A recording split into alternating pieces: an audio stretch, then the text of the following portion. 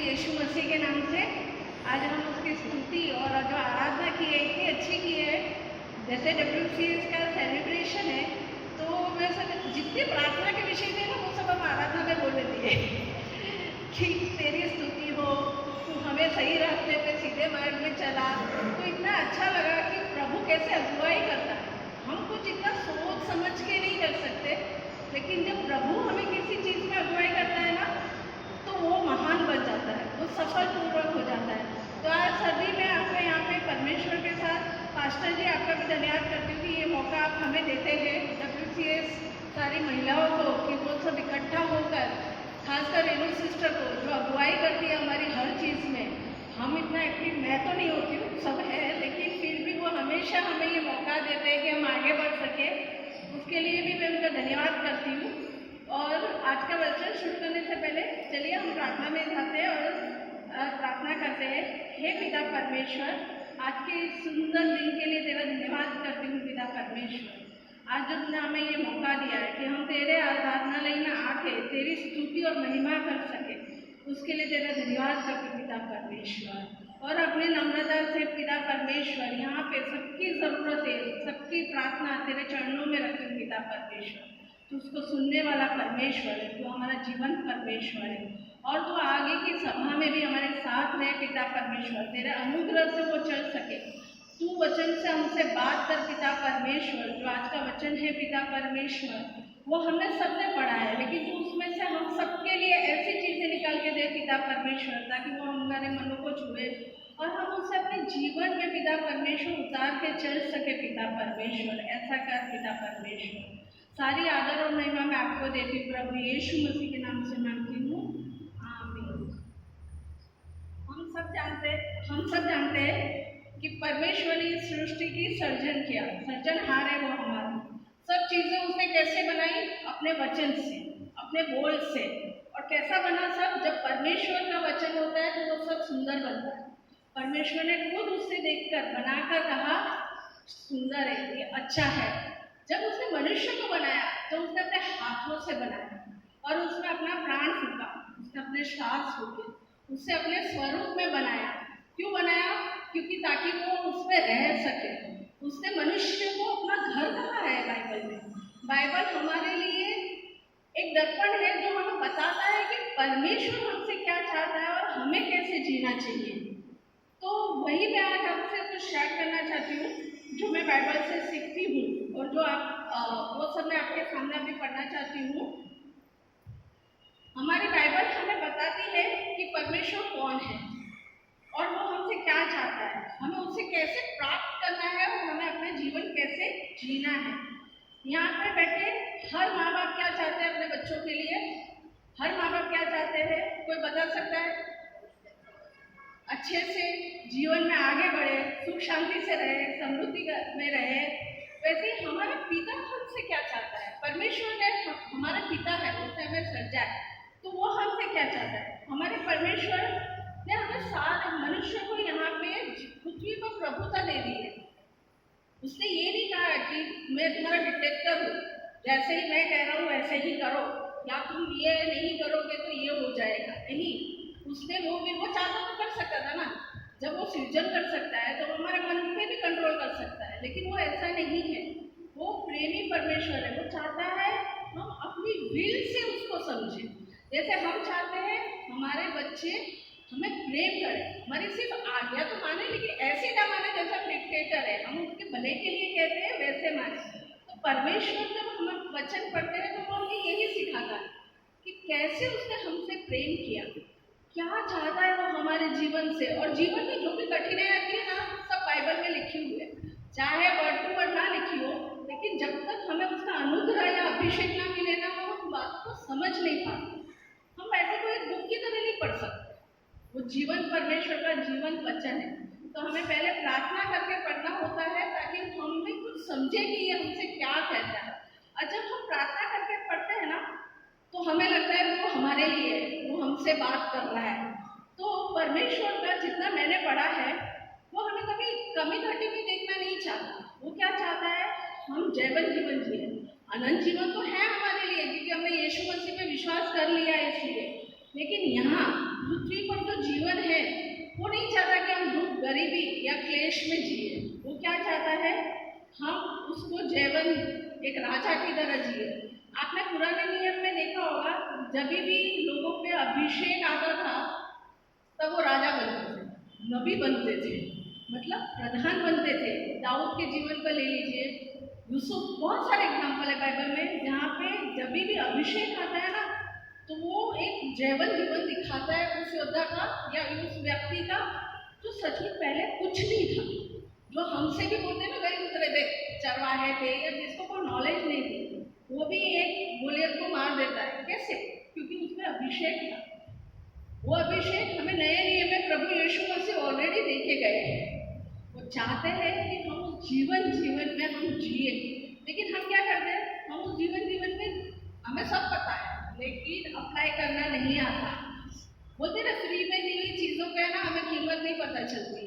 जब कोविड आया तो ऑक्सीजन की वैल्यू पता चली, जब फ्री में मिल रहा था ना तो हाँ ठीक है ना, ऑक्सीजन है, हम जी रहे, उससे सांस लेते हैं, सबने साइंस में पढ़ा है। लेकिन जब वो नहीं मिलता और शरीर की जो हालत होती है वो हमने कोविड में सीखी है। तो वैसे ही जो वचन हमें परमेश्वर ने दिया है, जब हम उसको पढ़ेंगे तो हमें समझ में आता है कि वो हमारे जीवन में कैसे कार्य करता है। तो परमेश्वर ने हमें पुराने नियम में व्यवस्था दी थी। व्यवस्था किसके लिए? ताकि वो पाप क्या है वो हमें समझ में आए। जब हम बोलते हैं ना बच्चों को अच्छी बात क्या है, बुरी बात क्या है, हम सिखाते हैं। क्यों? ताकि वो बुरी बात ना करें। इसके लिए जब हम सिखाते हैं, वैसे ही परमेश्वर ने भी हमें पुराने नियम में जो व्यवस्था दी, जानते हैं हम उसको पूरी नहीं कर पाते। आज तक मैं तो बिल्कुल नहीं कर पाती, लेकिन इसीलिए उसने अपने एक प्यारे बेटे, इकलौते बेटे यीशु मसीह को भेजा कि जो उस पर विश्वास करेगा उसको वो वही फल देगा जो वो साधना को मानने वाले को मिलती है। फल क्या है? परमेश्वर की नजदीकी, उसकी उपस्थिति हमारे जीवन में। कहते हैं वो किसको दिखती है? वो हमें महसूस होती है और दूसरों को दिखती है। हमें वो नहीं दिखेगी जब हम परमेश्वर के सानिध्य में रहेंगे। हमें वो महसूस शांति होती है। जैसे कोई गरीब है जिसके पास पैसे कम है, कमी घटी में है, प्रार्थना कर किए जा रहा है, ऐसा लगता है प्रभु सुन नहीं रहा है, हमारी तकलीफ है जीवन में, ये मुसीबत है, वो मुसीबत है। परमेश्वर सुनता है, लेकिन वो जब हम वचन में बने रहते हैं ना तो वो हमें बताता है कि मैं क्या चाहता हूँ और तू कैसे उसको करे। तो उसी के लिए मैं आज कहना चाहती हूँ कि जब हम प्रार्थना करते हैं, हम अपनी सारी जरूरत उसके हाथों में सौंपते हैं, नम्र बनकर सौंपना चाहिए। एक तो परमेश्वर नम्र और दीन बनना कहते हैं। क्यों कहते हैं? क्योंकि जब अभिमानी लोग कभी किसी की सुनते नहीं है। पहली बात, जब ईगो आ जाता है ना तो सिर्फ मैं सही हूँ, और ईगो एक ऐसी चीज है ना जो सामने वाले की गलती ही दिखाती है और अपनी अच्छाई दिखाती है। वो कभी हमें नहीं दिखाता कि हम में क्या कमी घटी है। तो परमेश्वर ने जो हमें बताया है, हमेशा पहले क्या कहा है, तुम्हारा मन दीन हो, तुम नम्रता से मुझसे प्रार्थना करो। मैं हक से, हम अपने माँ बाप से कोई चीज़ें मांगते हैं, मम्मी पापा ये चाहिए, हम हक नहीं रहता तुम्हें देना ही पड़ेगा, क्यों? तो तुम मेरे माँ बाप हो। ऐसे हम नहीं मांगते, क्योंकि हमें पता है कैसे बात करनी है। तो परमेश्वर से भी वही उम्मीद करेंगे कि वो हमारे सुनेगा, तो हम उसके सामने दीन और नम्र होके जाए। और हम सिर्फ प्रार्थना में मटेरियल चीज को मांगते हैं ना तो परमेश्वर देता है। ऐसा नहीं है मटेरियल चीजें हमें उनसे नहीं मांगनी चाहिए। हम जब भी जीते हैं यहाँ पे, जो भी जीवन जी रहे पृथ्वी के ऊपर, सबसे पहले तो आत्मिक से ज्यादा हमें लगता है पहले ये चीजें हमारी हो जाए, फिर मैं आता हूँ परमेश्वर तेरे पास, तुझसे बातें करता हूँ, तेरी सुनता हूँ तो क्या कहना चाहता है। लेकिन वचन में क्या लिखा है? तुम मेरे राज्य की खोज करो, मैं तुम्हें वो सब वस्तुएं दूंगा जो तुम्हारी जरूरत है। वो जानता है हमारे मन को, इसीलिए उसने यीशु मसीह को इतने साल पृथ्वी पर मनुष्य के रूप में भेजा। वो जानता है कि मनुष्य के रूप में रहना क्या होता है। मैं हिंदू धर्म से हूँ, हमें बचपन से सिखाया जाता है रिचुअल्स, ये फास्टिंग करो, ये मूर्ति की पूजा करो, ये बोलो, मंत्र बोलो, तो ही वो ऊपर वाला तुम्हारे सुनता है। उसकी मर्जी नहीं पता हमें क्या करना है, हमें बहुत सिखाया जाता है ताकि हमारी ज़रूरतें पूरी हो जाए। लेकिन जब बाइबल पढ़ी तो पता चलता है ये सब चीज़ें तो वो दे देगा। पहले ये तो जाने कि वो है कौन जिसने मुझे पैदा किया, क्यों पैदा किया, वो हमसे क्या चाहता है। जैसे हम अपने बच्चों से क्या चाहते हैं,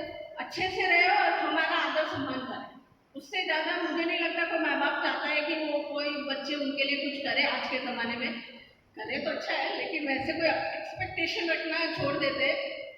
लेकिन जैसे हमारे परमेश्वर की एक्सपेक्टेशन, आशीष, श्राप सब बाइबल में लिखा है, जो हमें पढ़ना रहता है, जो हमें मार्गदर्शन देता है कि हमें जीवन में कैसे काम करना है और क्या करना है। आजकल हर जगह हर लोग बोझ से दबे हुए दिखते हैं, बच्चे से बच्चे, बड़े तो दिखते ही है, लेकिन बच्चों को भी टेंशन है, किस चीज़ का, पढ़ाई का टेंशन, कंपटीशन का टेंशन, हर एक लोग बोझ से दबे हुए चलते रहते हैं। तो ये बोझ क्यों नहीं जाता? क्यों नहीं जाता है? क्योंकि हम अपनी कैपेसिटी से उसे दूर करने की कोशिश करते हैं। परमेश्वर नहीं कहता कि तुम ट्राई मत करो, परमेश्वर नहीं कहता कि मुझे सिर्फ प्रार्थना करते रहो, मैं तुम्हें सब देता रहूँगा। परमेश्वर ने जब आदम को वाटिका में रखा, उसे अधिकार सब दिया, लेकिन उसकी देखभाल कौन करता होगा? आपको क्या लगता है, बगीचे में काम नहीं रहता? ऑब्वियसली रहता होगा, उस जमाने में भी रहता ही होगा। तो काम कौन करता था? आदम और हवा ही करते होंगे। कुछ बातें ऐसी होती है जो प्रकाशन से ही मिलती है, तो परमेश्वर ने उसको क्यों अपने पास बिठा के ही नहीं रखा, तो मेरे पास ही खाना वाना आ जाएगा तेरे सामने? ऐसे नहीं होता। परमेश्वर चाहता है तुम जियो, तुम परिश्रम करो, लेकिन मेरे साथ चलो, मेरे जीवन में तुम्हारे साथ, तुम्हारे अंदर रहूं। तो उसके लिए वैसे ही परमेश्वर ने आज के जीवन के लिए भी हमें क्या बोला है? तुम अपना परिश्रम करो, लेकिन विश्वास के साथ मेरे साथ बने रहो, मेरी आज्ञाओं को, मेरे वचन को मानो। हम क्या करते हैं, इतने बोझ के तले होते हैं ना कि हमसे आज ये पाप हो गया, ये पाप हो गया, अब परमेश्वर तो मेरे सुनेगा ही नहीं। क्यों? तो मैंने आज ये पाप कर दिया, उसके लिए उसकी जगह पे मुझे अभी क्या करना पड़ेगा? 40 दिन के फास्टिंग। नहीं करो फास्टिंग, फास्टिंग करना अच्छी बात है, ऐसा नहीं है फास्टिंग नहीं करना चाहिए, लेकिन फास्टिंग क्यों करना चाहिए? ताकि परमेश्वर के सानिध्य में रहो, तो खाने पे से ध्यान हटाओ और मेन फोकस वचन पे रखो।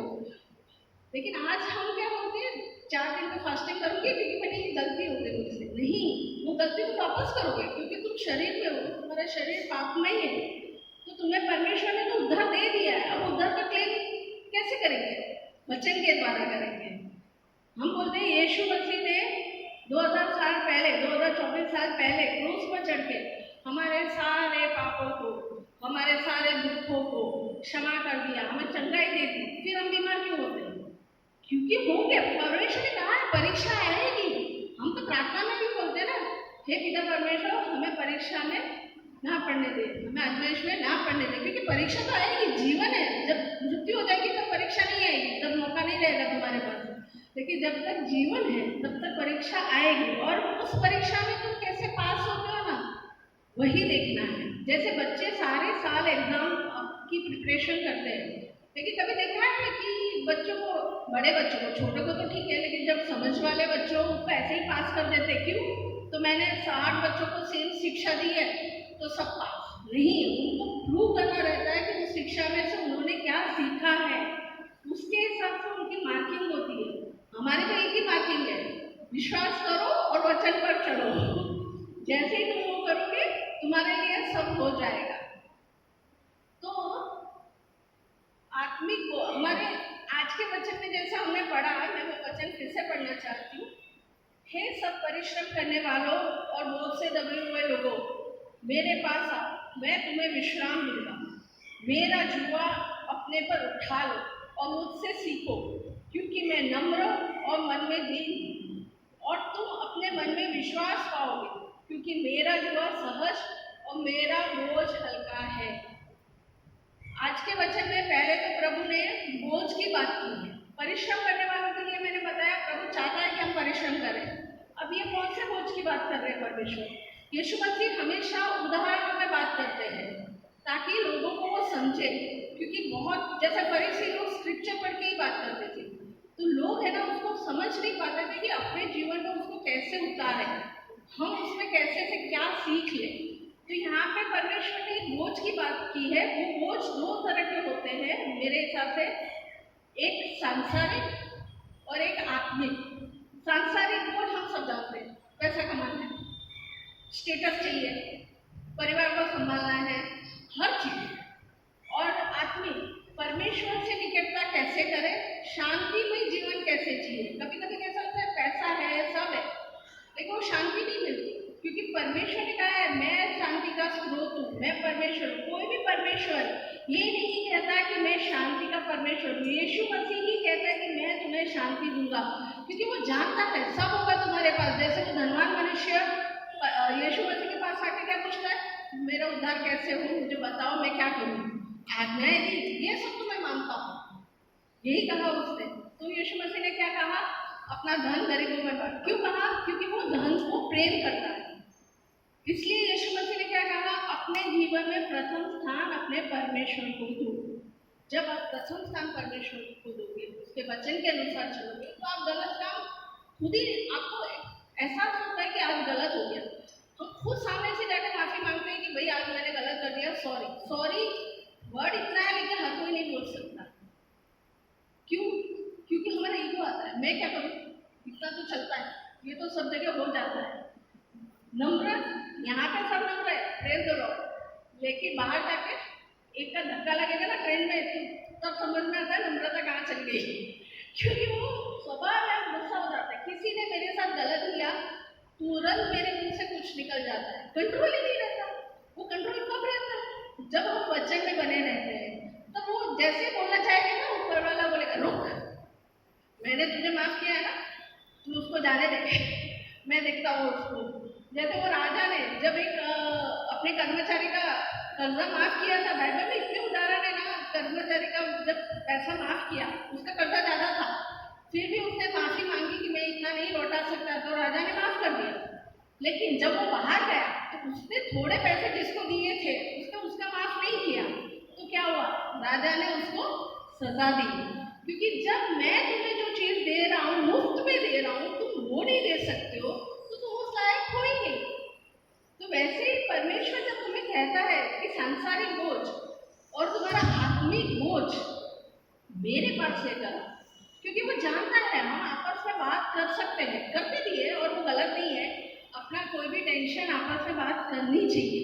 लेकिन सॉल्यूशन आप बताइए हम किस हद तक किसी को दे सकते हैं। हाँ, करना भी चाहे ना तो भी हम पूरी तरह से नहीं कर सकते हैं, क्योंकि हमारा परमेश्वर सामर्थ्य है, वो जो करेगा ना वो सही हो जाता है। तो हमें प्रार्थना में उसके पास बोझ लेके जाना होता है। जैसे जब नाव में थे और तूफान आया तो चेलों ने क्या किया, अपने आप नाव संभाली नहीं, उन्होंने यीशु मसीह को जगाया, क्योंकि वो जानते थे इनको बोलेंगे ना तो कुछ ना कुछ तो हो जाएगा, हम बच जाएंगे। कैसे करेगा वो जाने, लेकिन कुछ ना कुछ करेगा। तो वैसे वो बचा लेता है। मार्था जब कुड़कुड़ाती है, जब प्रार्थना उसके घर में होती है तो वो कुड़कुड़ाती है, सारा काम मुझे करना पड़ रहा है, मरियम वहाँ जाके परमेश्वर के साथ बैठ गई। लेकिन वो कुड़कुड़ाती किससे है, अपनी सहेली से नहीं है, वो यीशु मसीह को सामने आकर बोल देती है कि रब्बी, हे गुरु, तू इनको मरियम को बोल ना मेरे थोड़ी हेल्प करे, मैं अभी थक गई। तब वो क्या बोलता है, वो सही शिक्षा देता है। वो क्या बोलता है, ये तो तू छोड़ दे, मरियम वो ले रही है जो उसके लिए उत्तम है, तो तू भी मुझसे वो ले। तो जब आजू बाजू से या लोगों से हम एक्सपेक्टेशन रखते हैं, वो एक्सपेक्टेशन रखो, लेकिन उससे पहले अपने परमेश्वर के पास जाओ। उसके वचन में लिखा है, और जो लिखा है वो होता है, वो है और वो होगा। उसने लिखा है ना, तुम्हारा आत्मिक बोझ मेरे पास लाओ, मैं तुम्हें क्या दूंगा, विश्राम दूंगा। विश्राम, शांति शब्द ऐसा लगता है ठीक है हो जाएगा, आराम कर लेंगे हो जाएगा, लेकिन मेंटल पीस वो जानता है जिसके पास वो नहीं होती है। आज के ज़माने में हर कोई जानता है मेंटल पीस का वैल्यू क्या है। हर कोई समझता है, बच्चे से बच्चा, बड़े से बड़ा, क्योंकि उनके पास वो चीज़ नहीं है। जो चीज़ नहीं आती है तब हमें समझ आती है उसकी वैल्यू। तो यहाँ पे यीशु मसीह ने हमें एश्योरेंस दे दिया कि तुम आओ, मैं तुम्हें विश्राम दूंगा, मेरे पास आओ, मैं तुम्हें विश्राम दूंगा, मेरा जुआ अपने ऊपर उठा लो। जुआ क्या होता है, यहूदी इजराइल समय में खेती के टाइम बैलों के ऊपर वो हल सा वो रखा जाता था, उसको जुआ बोलते थे। तो क्या करते थे, जब खेती करनी होती थी ना तभी बैल को उसमें चलाते थे, तो जुए के साथ बांध के बैल को चलाते थे और सारा बोझ वो बैल उठाता था। ठीक है, तो उसमें ऐसा करते थे कि एक बैल एकदम ओल्ड एज वाला रखते थे जो सीधा सीधा चलता है, और एक एकदम यंग जिसको हम बछड़ा बोल सकते हैं उस टाइप का रखते थे। बछड़ा कैसे चलता है, पहले इधर उधर आगे पीछे, क्योंकि उसको बांधने की आदत नहीं है, उसको फ्री व्हील है, वो जैसे चाहता था वैसे करता था। तो वो जो सीनियर मैन होता है वो कैसे चलता है, उसको मालूम है मुझे क्या काम करना है, वो खेत में सीधाई से चलता है, क्योंकि उसको पता है ये खेत में से अनाज उगेगा, मेरे को भी रोटी मिलेगी, मेरे को भी मार नहीं पड़ेगी, नहीं तो छड़ी पड़ेगी, तो वो सीधे से चलता है। 4 दिन हो गए, 5 दिन हो जाते थे, फिर वो जो बछड़ा इधर उधर चलता था ना, वो देखता था ये तो हिल ही नहीं रहा है, और उसमें इतना जोर होता नहीं था कि वो हिला सके उसको, तो वो फिर इसकी चाल में चलने लगता था, कैसे, सीनियर बेल के हिसाब से। तो वैसे यहाँ पे यीशु मसीह क्या कहते हैं, तुम अपना जीवन मुझे दे दो, मेरा तुम ले लो, क्योंकि उसने हमारे पाप, हमारे सारे दुख, हमारी सारी कमजोरियां ले ली है, तो मुझे अब मेरा हल्का जुआ है वो तुम ले लो और तुम्हारा मुझे दे दो, क्योंकि मैं नम्र और मन में दीन हूँ। यहाँ पे यीशु मसीह की खूबी करने जाएंगे ना, तो शायद पूरा दिन क्या पूरी जीवन भी कम हो जाएगा, क्योंकि उसमें एक मनुष्य में रहते हुए उसने जैसे जीवन जिया है वो एक मसीह ही जी सकता है, और जो जिसमें उसका अनुग्रह हो और अभिषेक हो वो व्यक्ति जी सकता है, क्योंकि उसके अलावा तो वो पॉसिबल है ही नहीं। हर क्वालिटी यीशु मसीह में थी, लेकिन यहाँ पे 2 क्वालिटी का ही क्यों जिक्र किया है, हर वचन में कुछ ना कुछ छुपा रहता है। यहाँ पे क्या बोला है उसने, नम्र और दीन हूँ, उसने खुद को कहा मैं नम्र और दीन हूँ, क्योंकि वो जानता है, लोग अपने आगे वचन में पढ़ा होगा, जब यीशु मसीह चलते थे तो उसको पेटू बोलते थे लोग, ये बोलते थे ये क्या समझता है अपने आप को, ये कौन सा है, ये बड़े का बेटा है, ये ऐसे कैसे बात करता है, फरीसी की एक शास्त्री की तरह कैसे बात करता है। लेकिन कभी हमने वचन में ये पढ़ा कि यीशु मसीह ने उसको उत्तर दिया, नहीं, कभी नहीं पढ़ा, एटलीस्ट मैंने अभी तक तो नहीं पढ़ा। सिर्फ वो जो मंदिर में गए थे तब अलग था, क्योंकि वो परमेश्वर का मंदिर था, वरना वो पीछे मुड़ के तूने मुझे ऐसा क्यों बोला, ऐसा उसने कभी नहीं कहा। नम्र होना क्या होता है, दीन होना, दीन गरीब नहीं, गरीब सिर्फ दीन का मतलब नहीं है, दीन होना क्या होता है, जब कोई गलती करे और तुम उसको माफ कर दो, उसको बोलते हैं नम्र और दीन। तुम उस पर गुस्सा ना करो और उसको छोड़ दो, उसको बोलते हैं नम्र और दीन। जब यीशु मसीह ने हमारे इतने सारे पापों को, मैं कभी सोचती हूँ ना है अभी भी पापी किए जा रही हूँ, फिर तो कितना भला है कि तू मुझे माफ करता रहता है, जब मैं पुकारती हूँ तो मेरी प्रॉब्लम सुन लेता है, तो वो बोलते तू भी कर, ट्राई कर, हूँ मैं तेरे साथ, कर, वचन के साथ चल। तो यहाँ पे वही वो नम्रता और दीनता की बात करते हैं कि तू अपने में इतना नम्र और दीन बन के रहे जैसा मैं हूँ, और मेरे मुझसे सीख ले। सीख लेना हम किससे सीख लेते हैं, जो जीवन में कुछ अच्छा करता है। हम जब बहुत अच्छा कोई एक ऑफिसर आता है तो अपने बच्चों को बोलते हैं ऐसी पढ़ाई करनी चाहिए, ऐसे बच्चे रहने चाहिए, पास्टर कभी कुछ अच्छा सिखा, हम पास्टर जैसे रहते हैं वैसे करो, क्यों, तो हमें लगता है कि हमें ऐसा जीवन जीना चाहिए। लेकिन जब यहाँ पे प्रभु यीशु मसीह खुद को बोलते मुझसे सीखो, तो उससे कैसे सीखेंगे हम, खुद आपको लगता है यीशु मसीह प्रसन्न होकर हमसे बातें करेंगे, वो आ जाए तो हमें, लेकिन उसके पहले उसने वचन दिया है, उसमें उसने कहा है मैं कैसे रहता हूँ, मैं क्या चाहता हूँ, वो मुझसे सीखो। तो हमें वही उनके साथ, उनके पास रहकर सीखना है वचन से।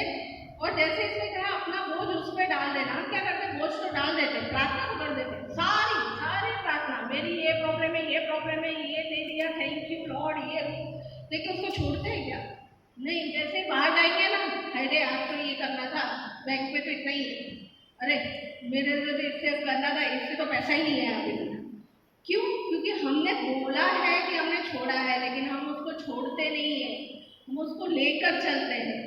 जब ऐसे, ये पॉसिबल नहीं है कि हमको विचार नहीं आएगा, शैतान का काम ही है ना, शैतान के अपने सामने आके गलत काम नहीं करवाता है, वो पीछे से लेके काम करता है, सोच डाल के काम करता है। जैसे तुम मुंह से अंगीकार करोगे उसको समझ में आता है कि इसके मन में क्या चल रहा है, वही पॉइंट को लेकर वो तुम्हारे मन में और 10 विचार डालेगा।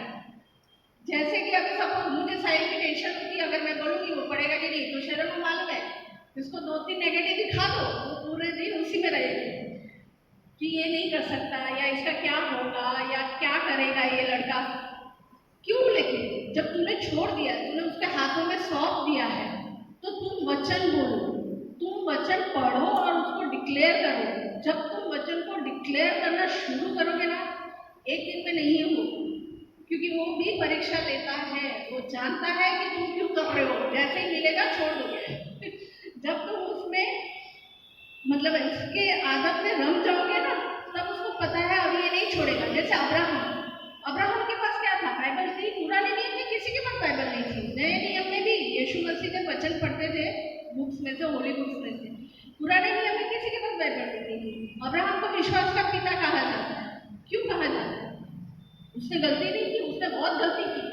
उसने अपनी पत्नी को बहन तक बोल दिया, मौत के डर से। गलती सब करते हैं, लेकिन उसने परमेश्वर के वचन पे विश्वास रखा। जब उसको बोला कि तुझे मैं संतान दूंगा, वो कितने ईयर्स का था? 90 ईयर्स ना, 90 ईयर्स का था। तब तक उसको संतान नहीं थी, हम सब जानते हैं। लेकिन परमेश्वर ने उसको औरत के घर पे आशीष देने के लिए भेजा कि तू संतान की आशीष दे। तो उसने कुड़कुड़ाया, मेरे पास तो है नहीं, मैं दूसरों के लिए बोलूंगा और तू करेगा तो मेरे साथ ही पहले कर देता। ऐसे उसने कहा? नहीं कहा। उसने जो विश्वास रखा है ना, वो एक बार नहीं, उसने हर बात में दिखाया है। इसके लिए उसको विश्वास का पिता कहते हैं। जैसे उसने आशीष दी, उसके बाद ही यहाँ पे भी उसको भी बेटा हुआ, क्योंकि परमेश्वर देखता है। परमेश्वर ने इसहाक जब मांगा तो परमेश्वर को नहीं पता था कि वो उसको प्यारा है या परमेश्वर उसको मानना चाहता है। हमारा परमेश्वर ऐसा नहीं है जो बदला लेता है, लेकिन वो देखता है कि तुम्हारा मन अभी तक हुआ है कि नहीं। कभी कभी वो जानबूझ के हमें उस स्थिति में डाल के रखता है कि तुम उससे सीखो कि मैं तुमसे क्या कहना चाह रहा हूँ। जब अब्राहम, आपको क्या लगता है, जब लिखा नहीं है लेकिन अब्राहम जब बेटे को लेके जा रहा था तो उसको घर में पूछा नहीं होगा तो क्यों जा रहा है इसको लेकर? अरे बेटे भी नहीं पूछा जब उसको बलि चढ़ा रहे कि मुझे क्यों रख रहे वेदी पे। कुछ तो हुआ है, लेकिन उसको क्या विश्वास था, जिसने मुझे 90 ईयर्स में बेटा दिया वो इस बेटे को जीवंत भी करेगा। उसी विश्वास ने उसको बचाया और पूरी जाति का पिता ठहराया। हर जगह, हर नबी, हर जो भी कैरेक्टर है वहाँ पे, जो भी वहाँ पे दिए गए बाइबल में, सबकी कहानी यही है। पहले उनमें कुछ नहीं था, क्योंकि क्या होता है, जो सामर्थ्य लोगों को अगर परमेश्वर चुनता है, ऐसा नहीं है कि सामर्थ्य लोगों के साथ परमेश्वर नहीं रहता है, ऐसा नहीं है, परमेश्वर उनके साथ भी रहता है। लेकिन अगर वो उसी के एग्जाम्पल दिखाएगा तो हम क्या बोलेंगे? अरे ये तो राजा ही था ना, तो उसने ये लॉ पास किया तो कौन सी बड़ी बात हो गई। अब एक मिनिस्टर अगर कोई लॉ पास करेगा और कुछ चीजें कर देगा तो उसमें कोई बड़ी बात नहीं लगती है, लेकिन एक कॉमन मैन जब कुछ कर लेता है तब हम मानते हैं नहीं, इसमें कुछ तो बात है, इसका जीवन कुछ तो है जो वो कमी घटी में या अपने दुख में भी खुश कैसे रहते हैं। जब ऑफिस में जाते हैं तो कॉर्पोरेट ऑफिस में आजकल बहुत टेंशन होती है। हमारे में तो चुगली करना भी बुरी बात है, लेकिन वहाँ तो सबसे ज़्यादा वही होता है। तो हम क्या होता है, हम ना चाह के भी कभी पार्ट होते और कभी नहीं होते कि नहीं हमारे परमेश्वर ने कहा है तुम जो करना है करो, हम उसमें बने रहेंगे। तो बोलते ये चीज़ क्या है, उसको भी तो नहीं मिला, फिर भी ये कुड़कुड़ाते क्यों नहीं है? क्योंकि हमने वचन से सीखा है और वो हमारी सारी कमी घटी पूरी करता है, हम जानते हैं ना। और वो हमारे जीवन से पूछते तुम क्या पढ़ते हो, तुम क्या सुनते हो, कि तुम्हें कोई फर्क नहीं पड़ रहा है जो तुम्हें बुरा बोल के ले आए। ऐसे कैसे, तुम इतने अच्छे कैसे हो सकते हो? वो जीवन जीना ही परमेश्वर चाहता है ताकि हम परमेश्वर, हमारे जीवन में परमेश्वर देख सके। मतलब लोगों को पता चले क्रिश्चियन है। क्रिश्चियन सिर्फ दारू पीना और मौज मस्ती करना, फ्रीडम करना, इतनी गलत इंप्रेशन है ना लोगों में। जब मैं बोलती हूँ क्रिश्चियन हूँ तो मुझे कोई मानता ही नहीं। बोलते तुम लगती नहीं हो, तुम शॉर्ट्स नहीं पहनती हो, तुम दारू नहीं पीती हो। मैंने बोला किसने बोला है कि क्रिश्चियन लोग ऐसे रहते हैं? क्योंकि हम लोगों ने ऐसा बना दिया। फ्रीडम जब मिली ना, जब अनुग्रह मिला ना, तो उस फ्रीडम का है ना हमने दुरुपयोग कर दिया। तो लोग हमसे क्या सीखते हैं? क्रिश्चियन की तरह मत बनो। क्यों? तो वो लोग दारू पीते हैं, वो अवैध संबंध में रहते हैं, उनके लिए सब चलता है। यूरोप कंट्रीज में सब चलता है। कभी बाइबल ये नहीं सिखाती हमें, लेकिन हमने ऐसा किया क्योंकि हम जानते हैं वो हमसे प्रेम करता है। प्रेम करने का मतलब माफी है, लेकिन ये मतलब नहीं कि सब एक्सेप्ट करते रहो। नहीं, परमेश्वर न्यायी भी है ना, तो वो क्या बोलता है, इसीलिए वो हमें बताता है कि मैंने सब तुम्हारे सामने खोल के रख दिया है, अच्छा क्या है बुरा क्या है। अब जैसे तुम चुनोगे वैसा तुम, मैं तुम्हारा देखो माफी तो तुम्हें दे दी है, लेकिन उद्धार कैसे मिलेगा, तुम्हें शांति कैसे मिलेगी, तुम कितनी भी फ्रीडम एंजॉय कर लो, कितना भी कुछ कर लो, लेकिन तुम फिर भी शांत क्यों नहीं हो, तुम इतने खुश क्यों नहीं है जो मेरे में लोग रहते हैं आनंद में। तो वो तब मैं उनको बोलती हूँ, नहीं तो तुम्हें पता है जो क्रिश्चियन करते हैं लेकिन ये भी करते हैं। तो बोलते हैं अच्छा ये भी होता है। मैंने बोला हाँ, यीशु मसीह कौन है, हमारे पापों के लिए गाड़ा गया, मारा गया और तीसरे दिन जी उठा। तो जी उठा हमारे लिए, क्योंकि वो परमेश्वर है इसलिए वो जी उठा। सिर्फ मनुष्य होता तो वो नहीं जी पाता, देह में जी उठा ना, सिर्फ आत्मा में थोड़ी जी उठा। तो देह में जी उठा वो बहुत बड़ी बात है। तो तब उनको पता चलता है कि क्रिश्चियनिटी क्या है। तो आज प्रभु हमसे इस जमाने में क्या चाहता है। जैसे नूह के दिन उन्होंने बताया था कि तुझे एक वोट करनी है, सबको थोड़ी बताया था, नूह को ही बताया था। नूह सबको बताता था, लेकिन किसी ने विश्वास किया नहीं किया। जितने विश्वास उसका घराना और जो भी पशु पक्षी थे वो बच गए। वैसे ही जो विश्वास करेगा उसकी बातों को मानेगा।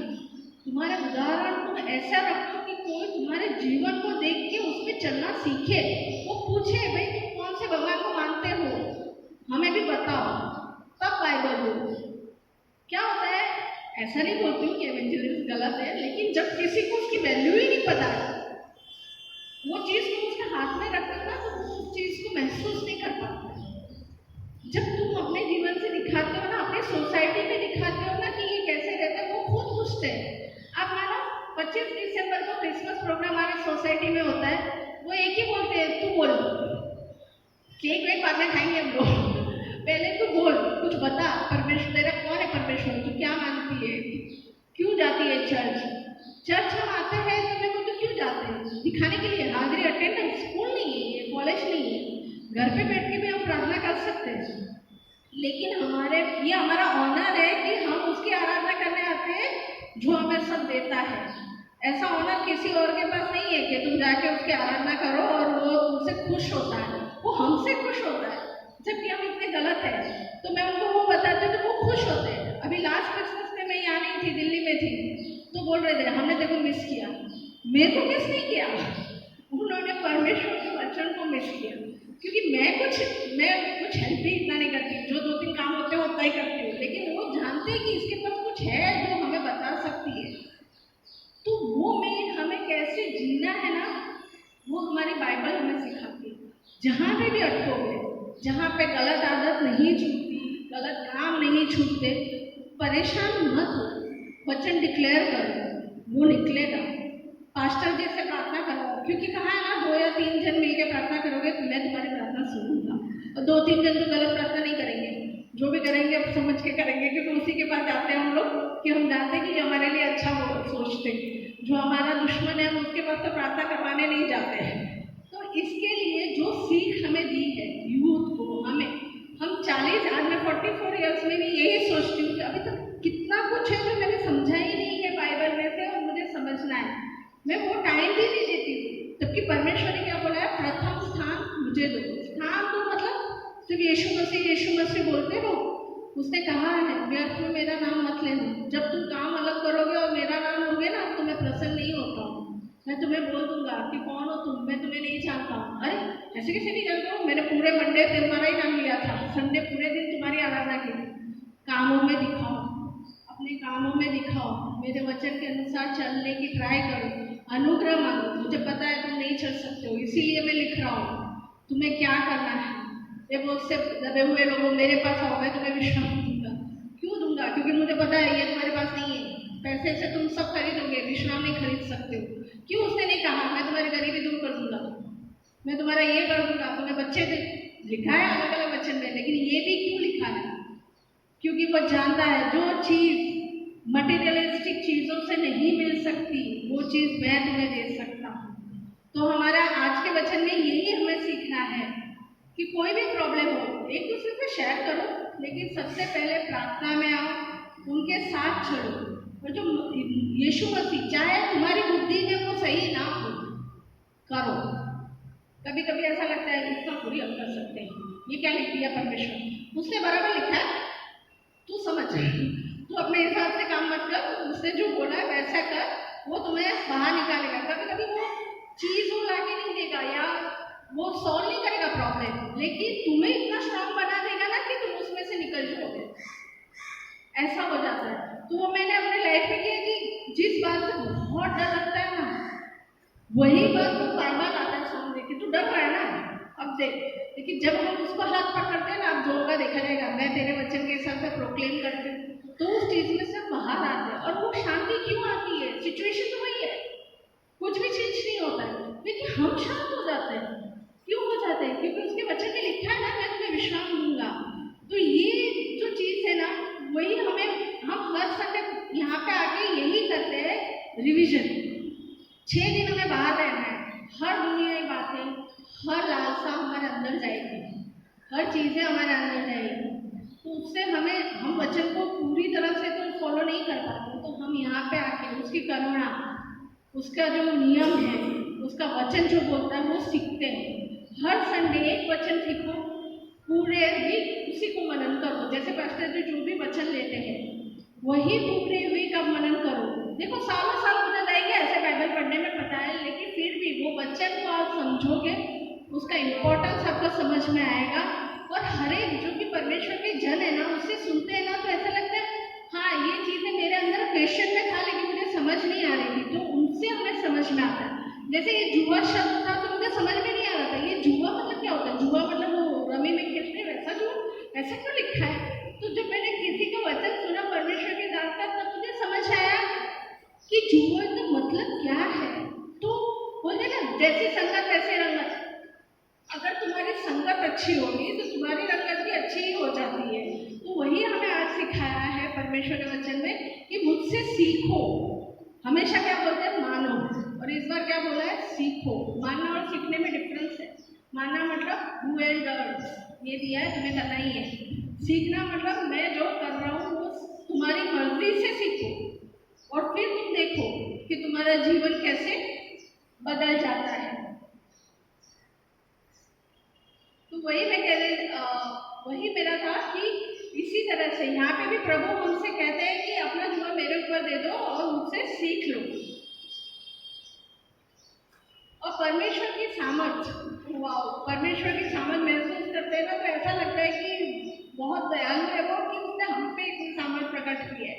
क्योंकि वो हम क्या बोलूँ कि जो चीज़ नहीं होती एक्सपेक्टेशन से ज़्यादा हमें मिल जाता है। और हम भी अपने बच्चों को माफ करते हैं, लेकिन एक हद तक कर पाते हैं, फिर हम गिव अप कर देते हैं, अभी जो करना है करती हूँ। लेकिन वो हमें नहीं छोड़ता, वो बोलता है तू वापस आएगा ना। पूरा पुत्र को भी बोलते हैं ना, जब तू वापस आएगा तो कैसे दौड़ के मिलने जाता है, उसको गले लगाता है, उसके कपड़े चेंज करता है। वैसे ही हमारा परमेश्वर, जब हम दौड़ के उसके पास जाते हैं ना, वो हमारे मन को चेंज करता है, वो सब चीज़ों को बदल देता है और हमें वो शांति और जीवन देता है जो हमारे जीवन को बदल सकती है। तो आज का मेरा विश्वास के ऊपर तो मैं बोलूँगी नहीं, क्योंकि वो तो बहुत बड़ा टॉपिक है जो उसमें लिखा है कि मेरे में विश्वास करो। क्योंकि वो टॉपिक तो ऐसा है कि कितने घंटे बोलो, कितने साल बोलो, कम ही रहेगा। क्योंकि विश्वास ऐसी चीज़ है ना, जो जब कार्य करोगे तब दिखाई देगी। बोलना ईजी है कि यीशु मसीह पे मैं विश्वास रखती हूँ, लेकिन वही काम मैं झूठ बोल के किसी का बुरा करती हूँ, तो वो विश्वास कोई काम का नहीं है। तो वैसे ही इसमें क्या कहा है, मेरे पे विश्वास, अपने मन में विश्वास पाओगे, क्योंकि उनको पता है तुम अपने आप उस विश्वास को पैदा नहीं कर सकते हो, और अपने मन में उस विश्वास को तुम मेरे थ्रू ही पाओगे।